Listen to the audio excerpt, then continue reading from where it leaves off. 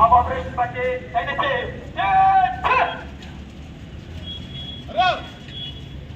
Operation బట్టి నేరం కావున మీరు తక్షణమే ఇక్కడ నుండి వెళ్ళిపోవలను. దేని ఎడల పోలీసు వారు మీపై లాఠీ చార్జ్ చేయదురు. పోండి పోండి పోండి. తక్షణమే ఇక్కడ నుండి వెళ్ళిపోవలను. దేని ఎడల పోలీసు వారు మీపై లాఠీ చార్జ్ చేయదురు. పోండి పోండి పోండి.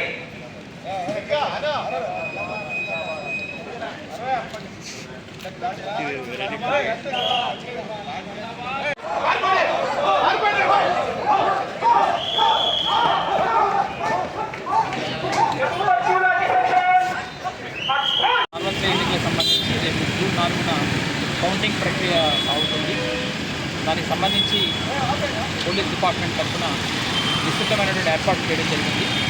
ఎక్కడ ఎటువంటి ఇబ్బందులు రాకుండా, ప్రజలకు ఎటువంటి ఆటంకం కలగకుండా అన్ని చర్యలు తీసుకోవడం జరిగింది.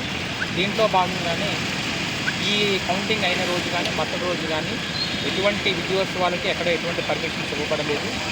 అలాగే ఎక్కడా కూడా ఎటువంటి వ్యక్తులు కూడా వేరే వాళ్ళ పట్ల అనుచితంగా మాట్లాడడం కానీ లేదంటే ఏమైనా గొడవలు సృష్టించే విధంగా ప్రవర్తించడం కానీ చేస్తే కఠినంగా చర్యలు తీసుకోవడం జరుగుతుంది.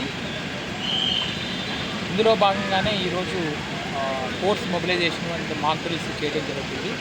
దీన్ని అందరూ గమనించాలి.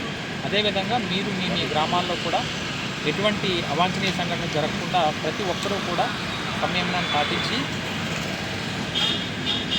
శాంతి భద్రతల దృష్ట్యా పూర్తి చర్యలు తీసుకుంటారని పోలీసు వారి తరఫున కూడా అందరినీ కోరుతున్నాము.